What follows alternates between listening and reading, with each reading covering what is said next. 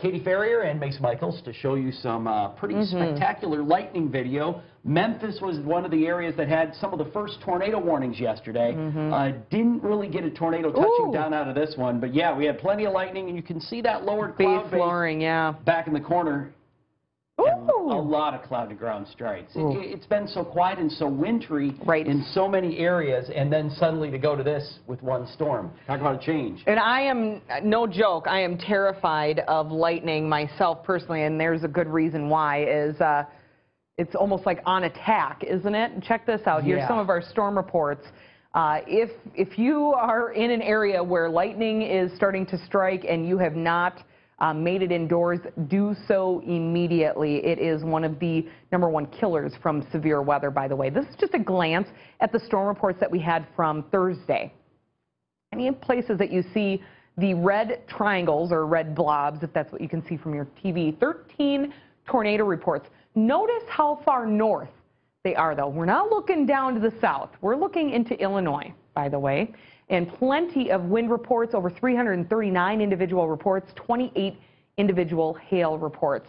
Unbelievable. Hey, if you've got any pictures or images or even videos that you want to send to us, either of the snow or the severe weather or whatever it looks like in your neighborhood, make sure that you go ahead to our Facebook page and you can post them right there and like our page too. Some of the headlines just from coast to coast. We are still talking about some lingering snow, ice, and wind across the upper Midwest. We'll talk about our next snow system for the West and overall just give you a broad view of our weekend forecast. Doesn't look like anything severe anytime soon, though. No, that's at least the good thing. Kind of running out with the severe storms, definitely welcome. Some stronger thunderstorms still into portions of the southeast, but winding down there across a little bit to Florida. The mid-Atlantic, those storms have swept out to sea. Into the northeast, still some mixed precipitation. Midwest, wind and snow blowing around, and again in the west, scattered snow showers, but more areas of snow will begin to pick up. Chicago view, you didn't see really much snow from this system. The sky started to clear out, but there's still a pretty good snowpack on the ground. Of course, where the snow did pile up a little bit more, it was on into Minnesota. That's an ugly scene of the roads on the side, let alone the blowing snow. Big chunks of snow and ice underneath it made travel not too fun in portions of Minnesota and Wisconsin. 17 inches there into Wisconsin, Twig, Minnesota at 16 along with Washburn, Embarrass at 14 inches, Calumet about 3, but you will be adding up the snow there across the UP still with the low continuing to spin around north of Lake Superior. The wind still whipping through the Keweenaw Peninsula. That's where we still have blizzard warnings out. It's winter weather advisories for lower Michigan, much of upper Michigan as well. Still some winter storm warnings off of Lake Superior with the wind sweeping down, and also on the Minnesota side with advisories stretching all the way down into western Wisconsin. Cold wind chills following in behind the system. Still chilly air, and of course we have to contend with wind chills down in the 20 to 30 below range at times. Northwest Minnesota, eastern North Dakota with wind chill advisories out. Again, we don't have to deal with as much snow here, but still the wind and still the cold. By the way, the system's still lingering into the northeast. Northern Maine, kind of a mix. Northwestern Maine as you roll into northern areas of New Hampshire. Maybe an inch of snow, but definitely ice and sleet. Freezing rain advisories still out at least here through the evening hours. We roll out west now, and Katie, it's another system ready to head in. Yeah, Boulder Hill, Montana, extremely heavy snowfall and poor visibility to say the least. Take a look at this awesome shot. Sundance, Utah from Kim Johnson. Great picture. You're there hanging out here in the bottom if you can see him. We do have some upgrades from earlier. We do have new winter weather advisories or winter storm watches in place now, including central Idaho, and also into southern Montana, northern Wyoming, Sheridan, and then you're also looking at portions of Nebraska that are also included and will be expanded into our watches here eventually. Looking at this is for Saturday night and into Sunday. The ones into Montana could linger as long as into Monday. In some locations, picking up a foot of snow in the higher elevations. Otherwise, across Nebraska, you'll be looking at temperatures and conditions a little bit drier, so a little less snow, maybe about a 5 to 8 inch range of fluffy snow. Sunday temperatures expecting to see 16 in Billings, 13 in Minneapolis, 43 Seattle, looking at 37 for you into St. Louis.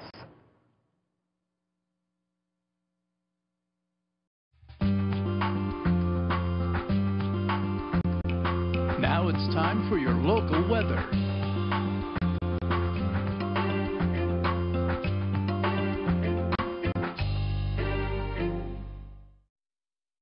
This is your Weather Authority forecast. Conditions settling down after, well, a little bit of everything for the day yesterday. Today, just breezy winds, those winds letting up into the evening hours tonight. A sunny weekend out ahead, but colder weather is also out ahead. So let's see where we're starting.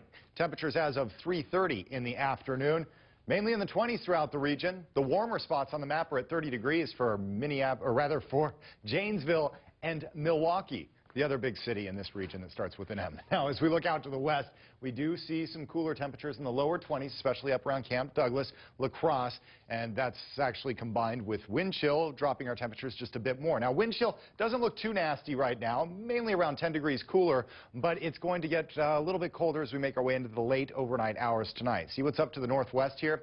Below zero wind chills for Minneapolis, St. Paul, Fargo, North Dakota, and all the air is once again a river of cold Arctic, well, just coldness working its way down in our direction. And you can see it right here on the radar and satellite. There goes all the snowfall up to the north, up to the east, and here comes our nice cold river of Arctic air. So as long as we see that nice big clear path swooping right across southern Wisconsin, winds remain breezy, temperatures continue to drop off. So here's how everything plays out on the 36-hour forecast. There's our river highlighted with our nice winds, mainly coming out of the due west, and they continue to remain out of the due west as we make our way into early tomorrow morning on Saturday, into Saturday afternoon. But notice there's plenty of sunshine. The afternoon's going to get a little bit breezy. We'll have 10-mile-per-hour winds to start the day, 15-mile-per-hour winds to finish the day. It's going to be the same story on Sunday. Notice that path, again, just that river of cold Arctic air right over the top of the region, so the temperatures will just continue to fall off. Tonight, we're down to 10 degrees, breezy in the afternoon tomorrow with a high of 24. By Sunday, a high of only 20. A slight chance for light snow on Monday, and those temperatures just keep dropping through the week.